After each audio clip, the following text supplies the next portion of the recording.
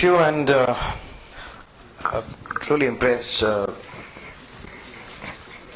not just the presentations, but the kind of work which is being done with the other side of the government, and all of them trying to do that called mega impact.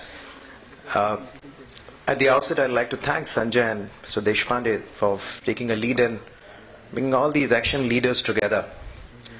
You're all action leaders because what you're doing is phenomenal. What you're doing is trying to, fix the pieces together. All of you would agree, friends, that the problems that we have in India cannot just be solved by the government alone. It will require a lot of efforts from both sides of the government, and I'm very happy to see that you have social innovations coming in and playing a major role. When I looked at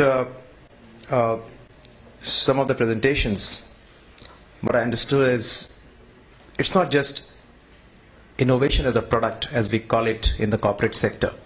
I mean, all of you would agree that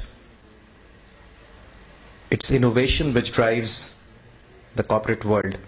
I mean, companies which do not remain innovative, actually they become extinct over a period of time. It's only those companies which have innovation in their bloodstream. These are the companies which survive, and these are the companies which have value, and these are the companies which have the brand. I think if it is true on one side of the spectrum, it has to be true for the other side of the spectrum. That's the public sphere. That's the sphere where we are all interested in. And friends, I personally feel, and I've been part of many projects within the government over a period of time, that I think one thing that's required for the system on the other side, for the system in the government, is to have innovation flowing in the organization, in the way we do things in the government, in the way we design our projects, in the way we implement our projects. Coming to the innovation part of it, friend, it's not just the innovation that you require in the way you've conceptualize an idea.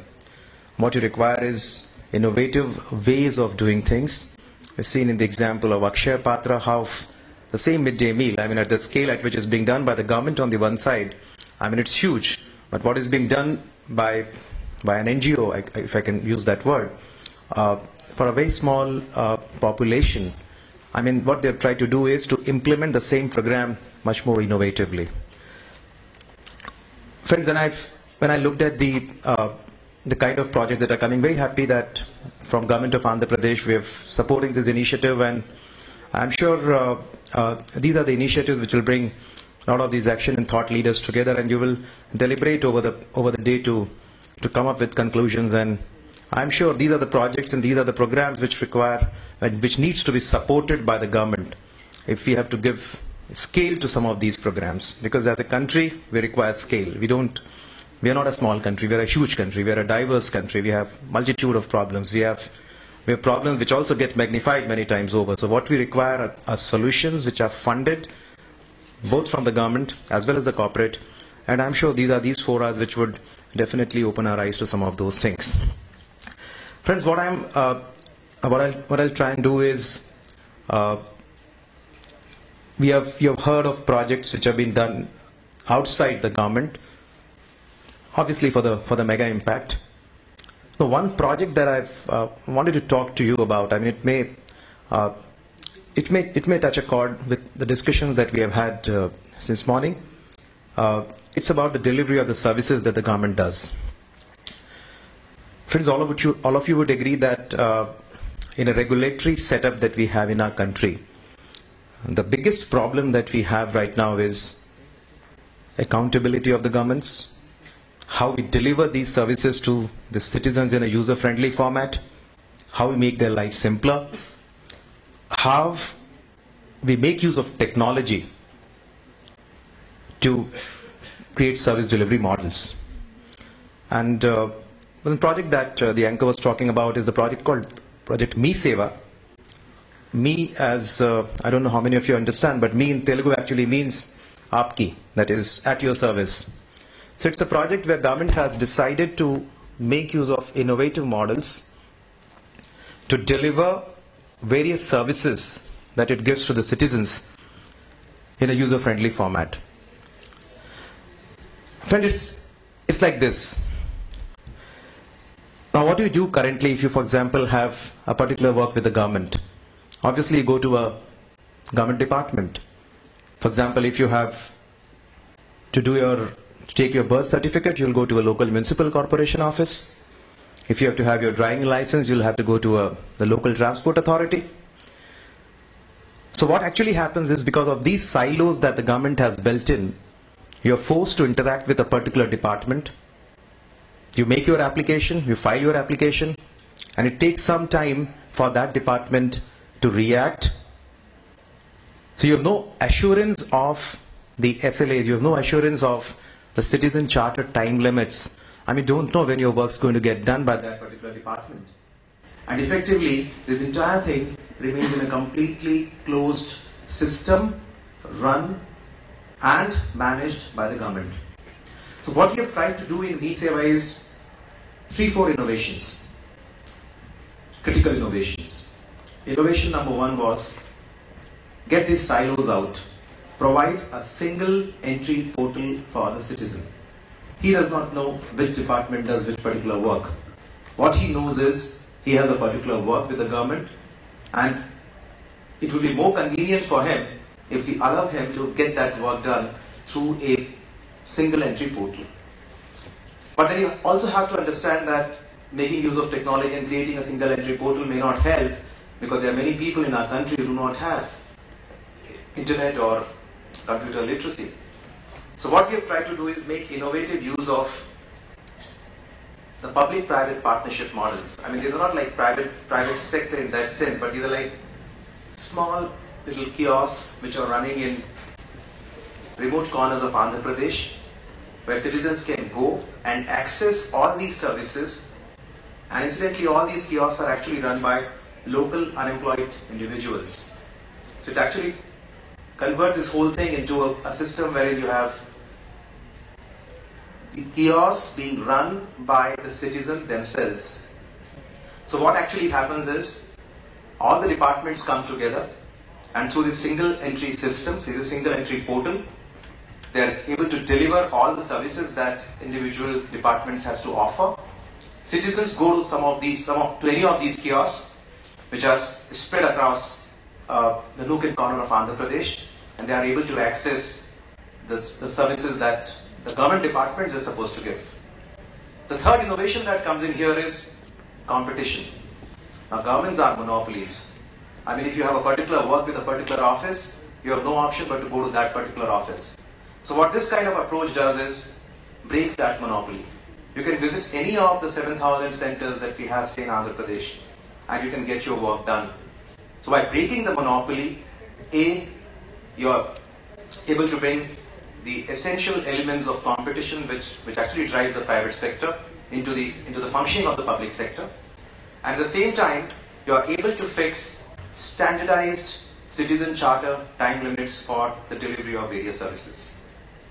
And friends, you'll be very happy to know I'm not going to give you the whole presentation for this project, because that's not the driving point for this conference today. You're very happy to note that in just about a year's time now, in Andhra Pradesh, the MiSeva project or the MiSeva program has actually become a single entry and exit for most of the citizen services in our state. We have more than 16 government departments which are all running their services through the MiSeva system. All these 16 departments are currently contributing more than 160 services, more than 160 citizen services. And in the last 1 year, we have completed more than 2.5 crore transactions, more than 2.5 crore citizen transactions, all running through the MiSeva system. And it's all making use of technology in one sense, and at the same time trying to bring in discipline by introducing the elements of private sector and competition into the process of governance that you have in the state. And if you look at the number of applications which have been disposed of beyond a particular time limit, they're not even 1%. Because of the applications are being received in the public domain. In the previous situation, when the applications were received in the government office, it's only that particular individual who knows whether that application he's the one who has a complete control on the receipt of that application. So if you ask a question, you want to find out from him when he received the application, he'll always tell you that he received it yesterday. And there will be no adherence to the time limits that have been given by the government as part of the citizen charters. But in this system, when the applications are received in the public domain, you are able to get a comprehensive view of how these applications are being handled. Friends, I'll just show you a couple of slides and then come down to the last slide, which would be of relevance to what I need to discuss. I'll skip all this. I'll just come down to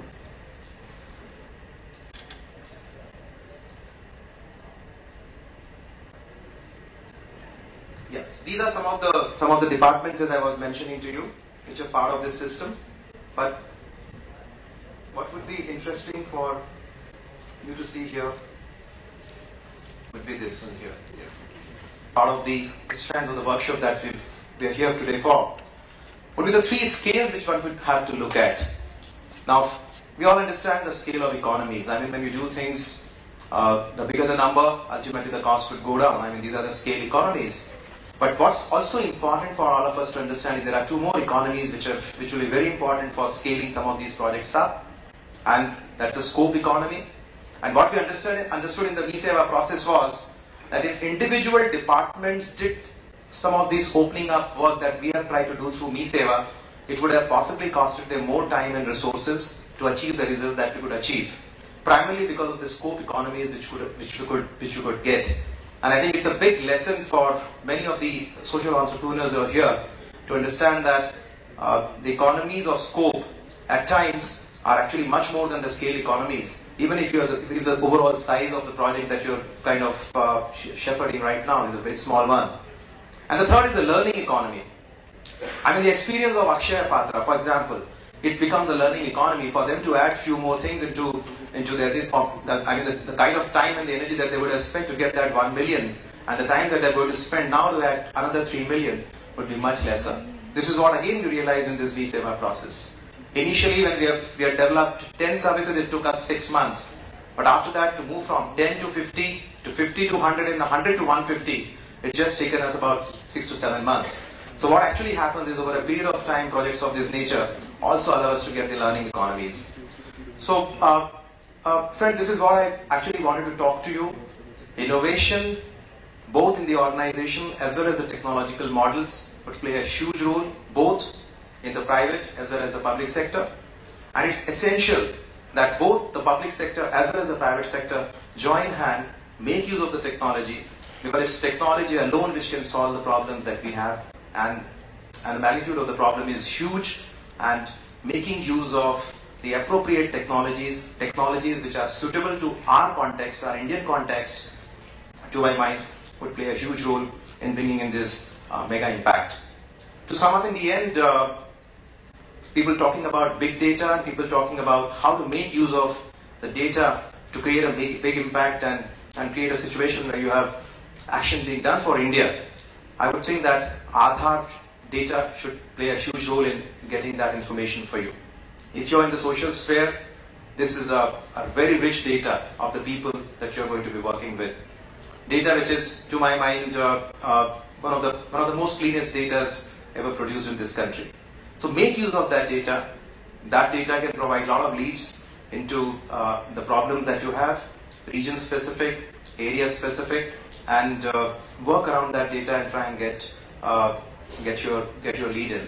And the last thing would be the National Optical Fiber Network. And Mr. Chakrapani was pointing out, this is one project which is going to be a game changer for our country. And I think all the social entrepreneurs can again build around that project. There are multiple projects which can come around it. It's going to bring in digital broadband to more than 250,000 Gram Panchayats in the country. And I think that can significantly contribute not just for capacity building, but for actually becoming a growth multiplier for all these villages and running a lot of innovations around the National Optical Fiber Network. So once again, friends, I'm very happy to be part of all this. Very happy that we are able to support an initiative of this nature. And I'm sure the deliberations today would allow us good insights and And also allow people like us from the government, I mean, there are many of us who are from the government, to understand what's happening on the other side. Thank you.